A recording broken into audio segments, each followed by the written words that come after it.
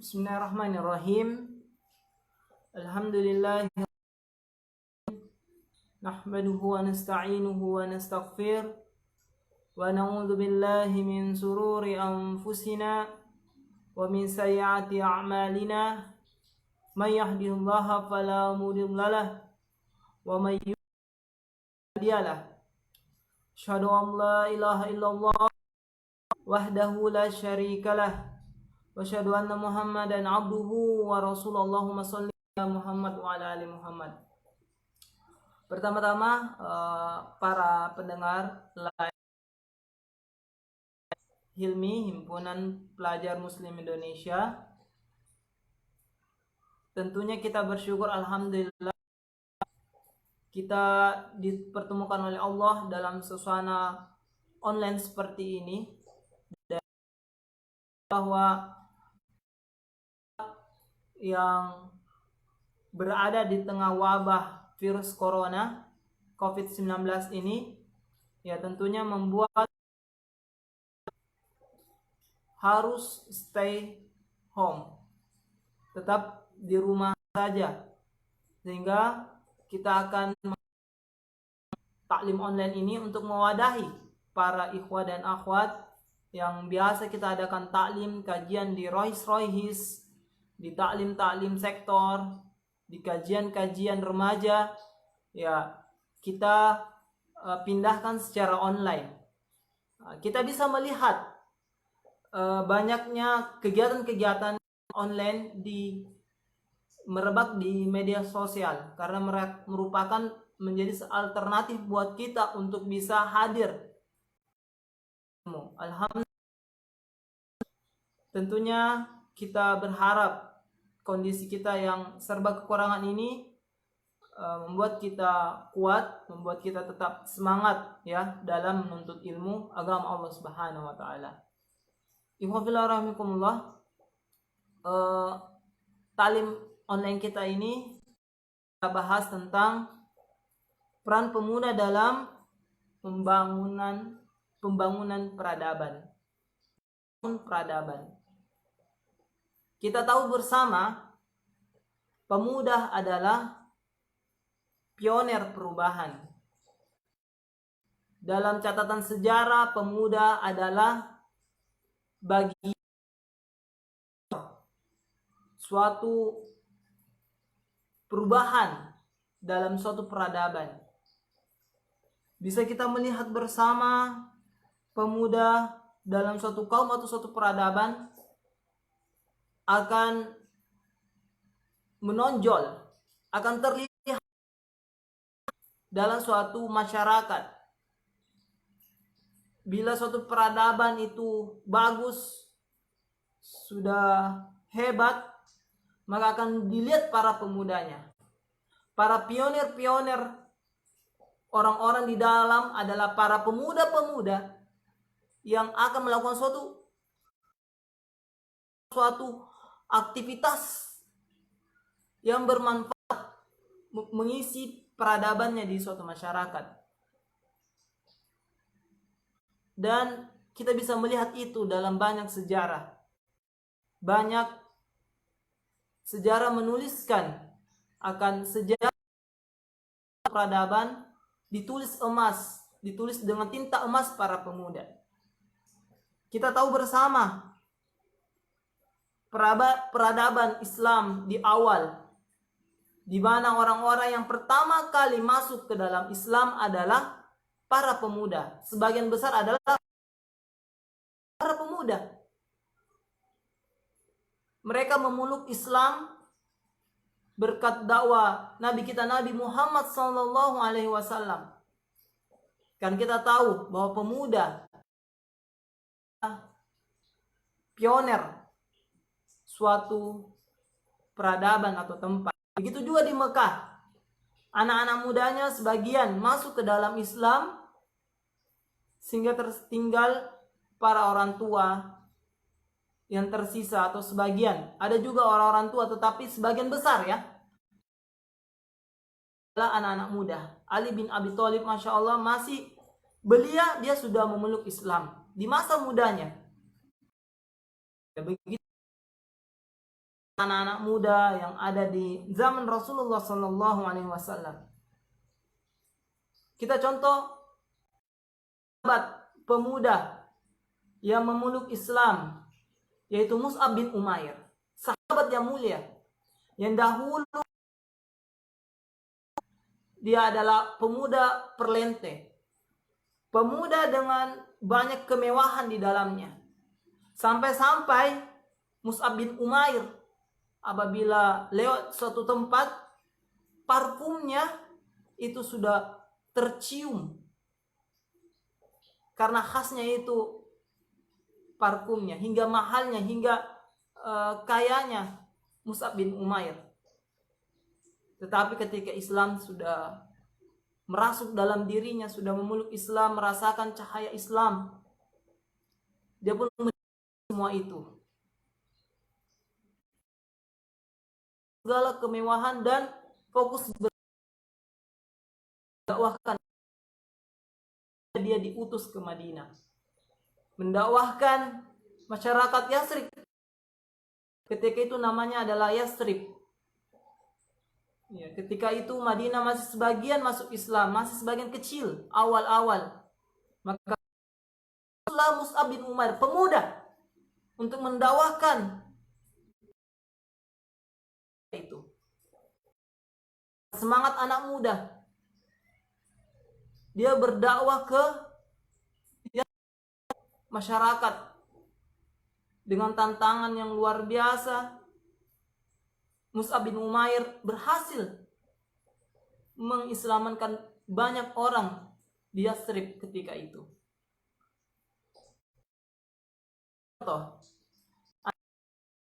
Di zaman begitu juga ada Usama bin Zaid yang di umur belasan tahun dia menjadi seorang komandan perang. Ya mungkin saat ini kita anak-anak muda kita jauh sekali kondisinya. Anak-anak muda kita sekarang ya main gadget, main game dan yang lainnya. Iya. Tetapi di zaman Rasulullah SAW mereka menjadi pribadi yang berkualitas. Mereka memimpin kaum muslimin untuk berperang. Inilah anak muda saat itu. Saat ini anak muda, Masya Allah, banyak melakukan perubahan-perubahan ketika itu. Mus'ab bin Umair, Usama bin Zaid menjadi contoh buat kita bahwa ketika itu negeri kita, Madinah, mendapatkan muda yang Masya Allah menjadi perubahan ketika ini di zaman awal Islam yang disokong oleh para pemuda. Mereka Masya Allah dengan semangat anak mudanya berdakwahkan Islam ketika itu. Tentunya tantangan dakwah ketika itu tidaklah mudah. Tidaklah mudah untuk kita baca, ya. Dakwah Rasulullah dan para sahabat ketika itu tidaklah mudah, merupakan awal-awal. Tetapi dengan semangat anak muda itu bisa terwujud. Inilah salah satu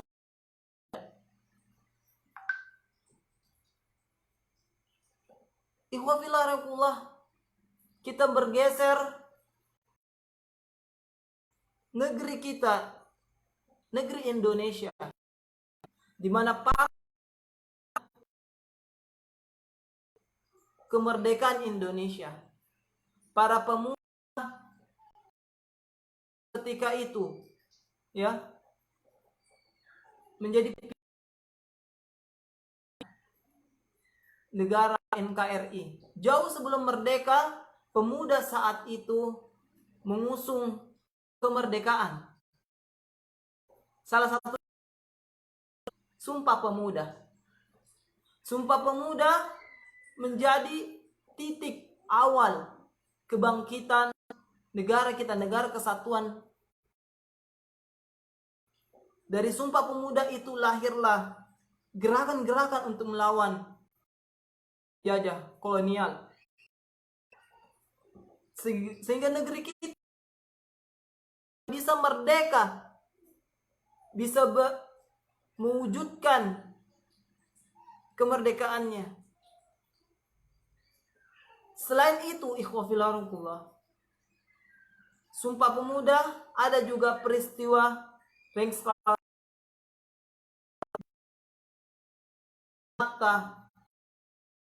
Pemuda untuk mendesak Soekarno-Hatta untuk memproklamirkan kerjanya anak muda. Meminta Soekarno untuk segera memproklamirkan kemerdekaan Indonesia. Ini salah satu contoh besar pemuda, di mana pemuda yang luar biasa ketika itu ya mendesak Soekarno-Hatta untuk mengumumkan kemerdekaan. Ikhwanillah, ini salah satu contoh pentingnya pemuda di zaman kita. Setelah merdeka, bangsa kita pun mewujudkan dengan reformasi. Peristiwa reformasi diusung oleh para pemuda. Reformasi yang tertulis dalam sejarah pemuda. Para pemuda ketika itu ingin melakukan perubahan di negeri, mereka pulang untuk menegakkan reformasi ketika itu. Ini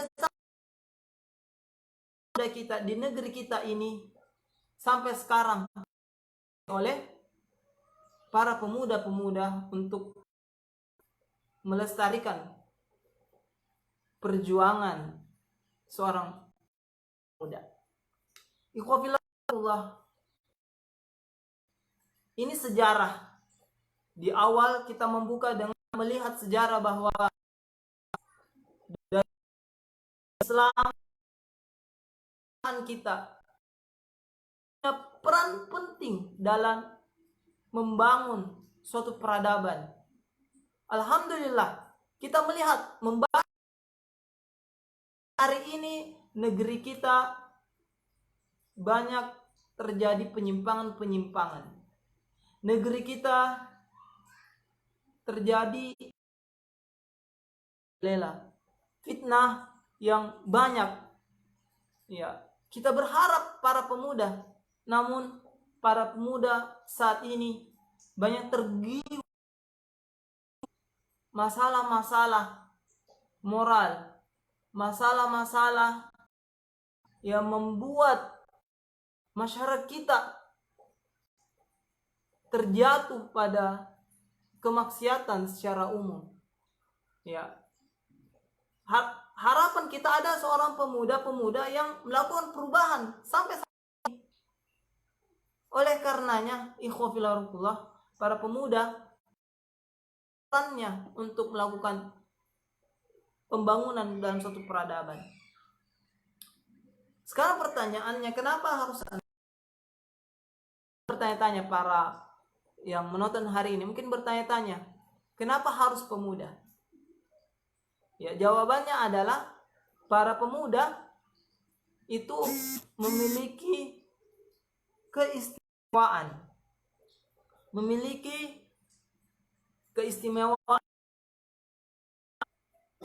Kalau kita bandingkan anak-anak ya dengan anak muda sangat jauh. Atau orang tua dengan anak muda. Banyak yang kita melihat anak muda yang ya beda dengan orang tua dan anak-anak. Ini dari segi fisiknya. Dari segi umur. Ya ada anak-anak, ada masa muda, ada orang tua. Ya, kalau kita bandingkan mana masa-masa keemasan, masa-masa yang fisiknya kuat, ya itu pada umur anak muda. Makanya dalam hadis, ya ada 4 perkara yang akan ditanyakan di hari kiamat. Ya, salah satunya kenapa masa muda itu sudah masuk pada pertanggungjawaban tentang, tapi kenapa masa muda ditanyakan? Karena dia spesial. Dia adalah masa-masa ya, mohon maaf ini ada sedikit gangguan.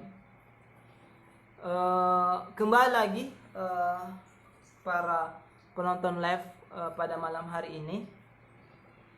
Jadi kita menjelaskan kenapa harus pemuda. Ya, karena pemuda memiliki fisik, itu yang pertama. Yang kedua, pemuda memiliki otak yang cemerlang. Ya. Kalau kita bandingkan lagi anak-anak yang masih belum balik, masih butuh berpikir, butuh dewasa, ya masih sifatnya anak-anak. Ya. Sedang orang tua ya sudah pikun, sudah banyak lupa. Berbeda dengan anak muda yang memiliki kecerdasan, otak yang encer. Kalau kita suruh menghafal Al-Quran, saya yakin anak muda itu bisa menghafal Al-Quran. Ya, selama kita masih muda, ada adikku sekalian yang menonton hari ini yang live kita, ya yakinlah bahwa kita bisa mudah menghafal karena otak kita sudah encer, ya sudah sudah memang kodratnya masih segar. Itulah anak muda. Makanya kita berharap sekali agen perubahan, perbaikan, pembangunan di masyarakat kita, peradaban kita itu ada di tangan anak muda. Ya, kita susah mengharapkan orang tua yang sudah ada beban, sudah ada banyak utang, sudah banyak dia pikir, ya, mulai dari cicilan, mulai dari fisiknya mager, malas gerak, ya. Ya, anak muda juga ada geraknya. Ya, ini anak muda adalah spesial, dia punya fisik yang kuat, ya, otak yang cemerlang, sehingga anak-anak muda ini adalah harapan kita semua, harapan bangsa kita, harapan peradaban saat ini. Apalagi umat Islam sangat membutuhkan antum semua, anak muda hari ini yang lagi nonton, ya antum ini sangat dibutuhkan, para pemuda yang sangat dibutuhkan oleh bangsa kita. Kasihan bangsa kita ini, banyak korupsinya, banyak ya KKN. Kasihan negeri kita ini. Yang kita harapkan sekarang adalah anak muda yang mau melakukan perubahan, kebaikan di negeri kita Indonesia. Ikhwafillah, ya, ini alasan kenapa anak muda sangat kita butuhkan. Ya, tadi ada dua, ya. Pertama, dia adalah agen dia punya fisik yang luar biasa. Yang kedua, cemerlang pemikirannya, ya. Kalau ini sudah cemerlang, masih segar, ya, diisi dengan ilmu-ilmu syar'i, insyaallah akan menjadi ya pemuda yang berkualitas, insyaallah. Materi kita hari ini insyaallah kita akan tutup dengan kiat-kiat bagaimana menjadi pemuda yang berkualitas. Kita sudah jelaskan sejarah mulai dari awal masuknya Islam sampai negeri kita, ya, pemuda itu punya peran. Ya, kita mengetahui ada Saldun Al-Ayyubi, Sultan Muhammad Al-Fatih, ya, di umur yang sangat belia, 20-an tahun, dia sudah menaklukkan Konstantinopel, ya, di umur yang sangat muda. Ya, ini kita sudah jelaskan di sejarah, itu sudah sangat-sangat menggambarkan peran pemuda saat itu. Ya, saat itu sejarah menuliskan tinta emas para pemuda. Oleh karenanya kita mau tahu sih bagaimana kita menjadi pemuda-pemuda itu, pemuda-pemuda yang berkualitas, pemuda-pemuda yang melakukan peran dalam pembangunan peradaban. Ya, ini insya Allah ada beberapa poin yang kita akan sebutkan, ya, bisa dicatat para anak muda yang nonton hari ini, ya. Yang pertama, ikhwafillah, bagaimana kita menjadi kiat-kiat kita untuk menjadi pemuda yang melakukan pembangunan peradaban. Suatu peradaban ya dibangun oleh pemuda pasti bagus. Ya, itu tadi alasannya kenapa anak muda, karena dia cemerlang otaknya, cerdas, dia memiliki fisik yang kuat. Ya, kalau sudah dua ini terkumpul, ya maka insya Allah akan bagus berjalan, karena anak muda ya cemerlang pikirannya, ya, dan fisiknya juga kuat. Yang pertama, ikhwah, bagaimana kita menjadi pemuda yang berkualitas, pemuda yang melakukan peran maksimal dalam pembangunan suatu peradaban adalah yang pertama, dia harus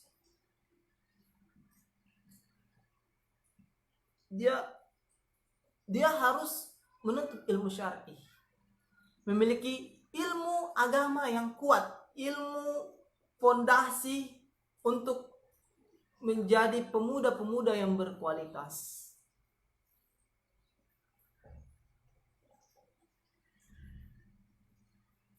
Pemuda yang berkualitas, ikhwah fillah rahimakumullah, sangatlah ditentukan dengan keilmuannya. Berapa banyak dia menuntut ilmu, berapa banyak ilmu dia dapatkan dari taklim, dari pengajian, dari kelas-kelas, dari sekolahnya, dari kuliahnya. Ilmu itu menentukan kualitas orang pemuda. Kalau pemuda itu diisi dengan ilmu-ilmu yang buruk, maka pemuda itu akan buruk.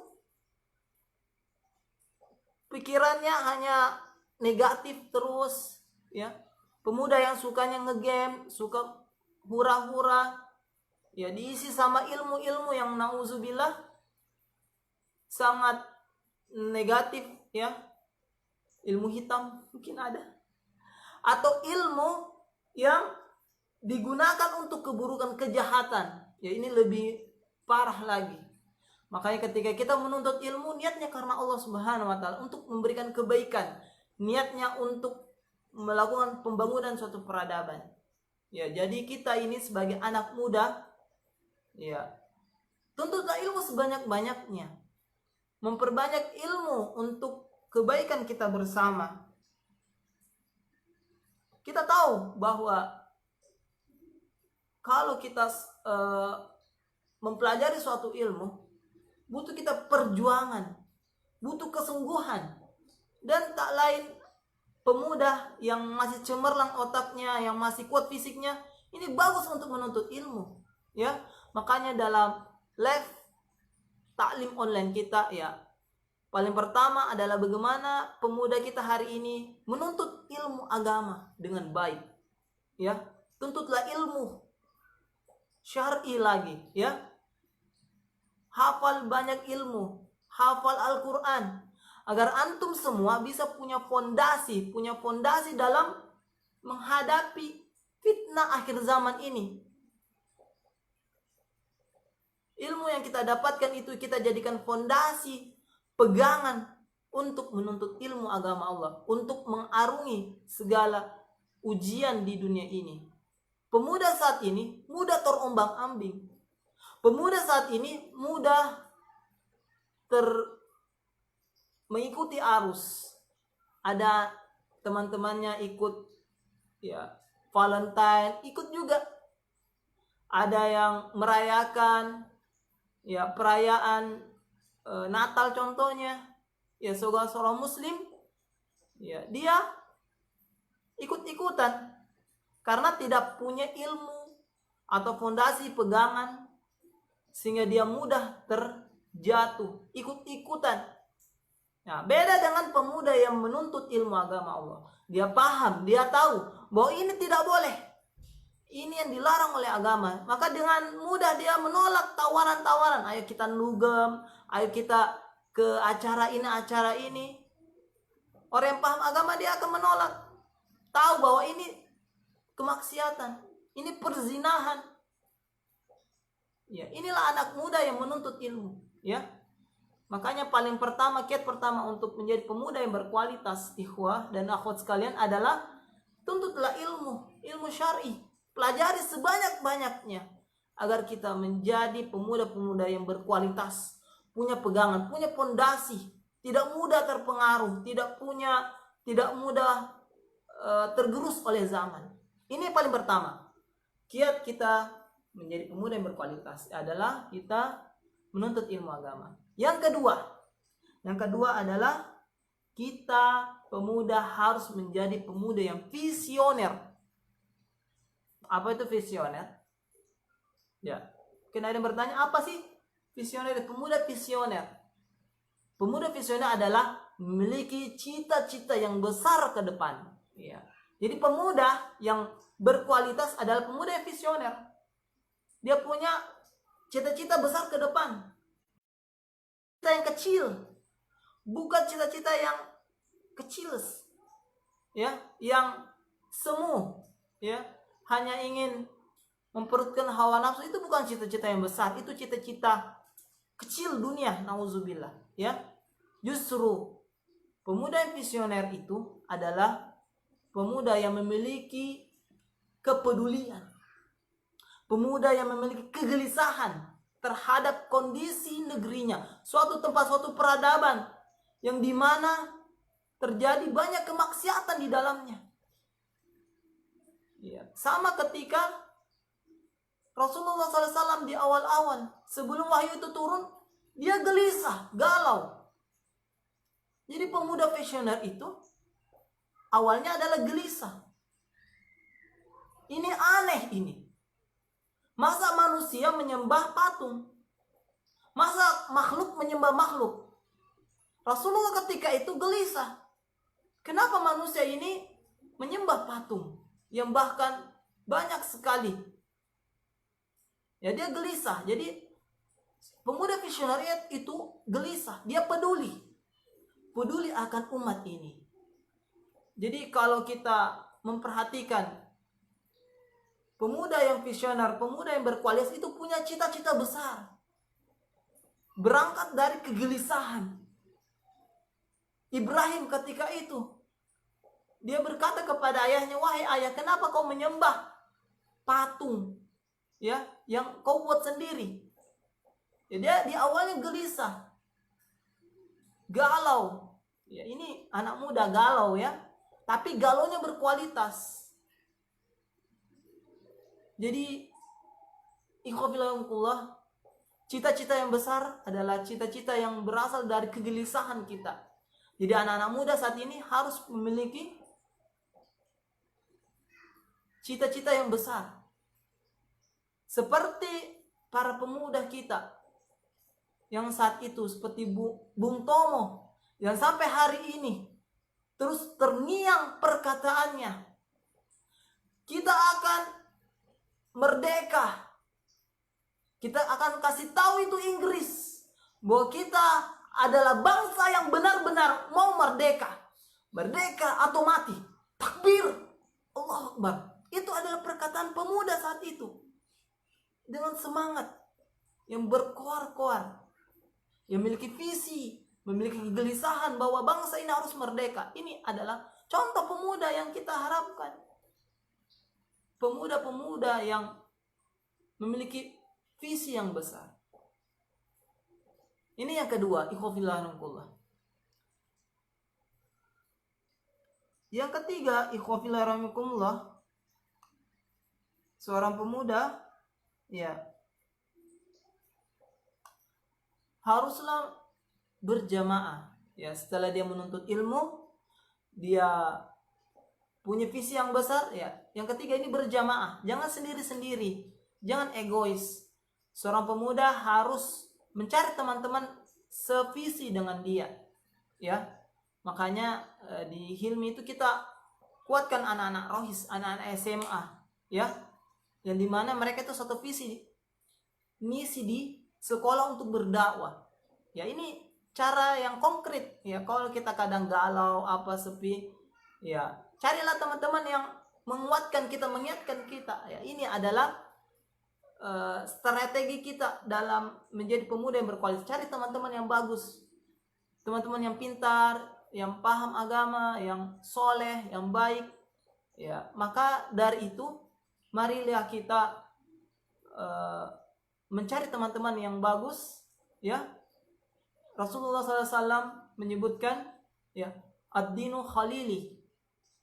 Agama seseorang itu tergantung pada teman karibnya. Kalau teman-teman kita buruk, maka agama kita buruk. Tapi kalau teman-teman kita bagus agamanya, soleh, insya Allah kita kena raci-racinya. Ya, kita menggambarkan bagaimana agama kita tergantung pada teman kita. Ikhwafillah rahimahullah, ini 3 poin. Menuntut ilmu, punya visi yang besar, dan berjamaah. Ya, ini 3 kiat yang kita bisa sampaikan pada taklim online kita pada hari ini. Terakhir, yang paling penting juga adalah kita berdoa, meminta sama Allah Subhanahu wa taala agar kita menjadi pribadi-pribadi, pemuda-pemuda yang berkualitas, yang siap membangun peradaban kita. Setelah kita sudah berusaha, jangan lupa minta sama Allah, berdoa sama Allah. Ud'uni astajib lakum. Berdoalah maka aku akan perkenankan doamu. Jadi setelah kita berikhtiar, kita dalam kondisi yang banyak fitnah ini, adik-adikku sekalian, ya, kita mau berjuang, mau lakukan perubahan, kita gelisah, kita galau dengan kondisi peradaban umat kita saat ini. Ya, jangan lupa untuk berdoa juga. Kita sudah berusaha, kita sudah berdakwah. Wa tawakkal 'ala Allah. Kembalikan sama Allah Subhanahu wa taala, minta petunjuk, minta kebaikan-kebaikan dari usaha kita ini. Dan mintalah yang lebih baik lagi adalah bagaimana diri kita diperbaiki. Ya muqallibal qulub, tsabit qalbi ala dinik. Ya, mungkin kita hari ini baik, tapi belum tentu di akhir kita baik juga. Maka mari kita berdoa, berusaha untuk diistiqomahkan. Ya muqallibal qulub, tsabit qalbi ala dinik. Marilah kita berdoa, minta sama Allah Subhanahu wa taala agar doa-doa kita ini dikabulkan. Apalagi kita lagi suasana diuji, lagi berat perjuangannya. Kenapa? Karena ada virus wabah yang menyerang sehingga kita stay home, sekolah kita ditutup. Ya, dakwah yang biasa kita adakan di rohis, di kajian-kajian di masjid, ya, ditutup. Kita disuruh stay at home, di rumah saja. Ya, ini tentunya berat perjuangan kita berdakwah di sekolah, di pemuda saat ini, yang dimana kita disuruh stay on home. Ya, sampai virusnya menyebar, makanya kita disuruh untuk berdakwahnya di sini via online. Ya, barakallahu fikum para ikhwah dan akhwat yang lagi live sekarang ini. Ya, mungkin ini saja materi kita dalam kajian online kita. Sebelum kita tutup, mungkin ada yang mau ditanyakan, silakan tulis di kolom komentar. Ini sudah alhamdulillah sudah setengah jam lebih ya kita mengisi taklim online kita. Ya, semoga Allah Subhanahu wa taala memudahkan langkah-langkah kita. Ya, kita tahu kita masa-masa berat, masa-masa perjuangan. Ya, tentunya kita berharap ke depan akan kita ada kebaikan. Allah berfirman, Inna ma'al usri usra. Dari setiap kesulitan ada kemudahan. Kita berharap setelah kita melewati masa-masa sulit ini, ya, virus corona ini merebak, kita mendapatkan ujian, masa-masa sulit, insya Allah setelah ini ada kemudahan, ada kebaikan-kebaikan. Kita keluar dari pandemik ini dengan pribadi-pribadi yang berkualitas, pribadi-pribadi yang siap melakukan perbaikan-perbaikan di peradaban kita, di negeri kita Indonesia. Barakallahu fikum, ikhwah dan akhwat sekalian. Karena tidak ada yang bertanya di kolom komentar, ya, saya anggap bahwa tidak ada yang bertanya. Ya, maka kita tutup dengan banyak beristighfar kepada Allah Subhanahu wa taala. Astagfirullahalazim. Marilah kita tutup dengan membaca doa kafarat majelis. Subhanallah, syada la ilaha illa anta, astaghfiruka wa atubu ilaik. Wassalamualaikum warahmatullahi wabarakatuh.